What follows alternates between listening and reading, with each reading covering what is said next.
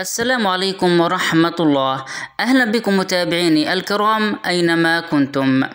قرر الاتحاد السعودي لكرة القدم نقل المباراة الودية بين المنتخب السعودي والمنتخب الكرواتي المقرر لها الأربعاء القادم إلى ملعب الأمير فيصل ابن فهد بالملز. وأكد الاتحاد السعودي أن الرغبة المشتركة بين المنتخب السعودي والمنتخب الكرواتي ساهمت في نقل المباراة بسبب عدم اكتمال جاهزية أرضية الملعب، مقدما الاتحاد السعودي شكره الجزيل لإدارة ملعب مرسول بارك على محاولتها لإكمال جاهزية الملعب قبل موعد المباراة.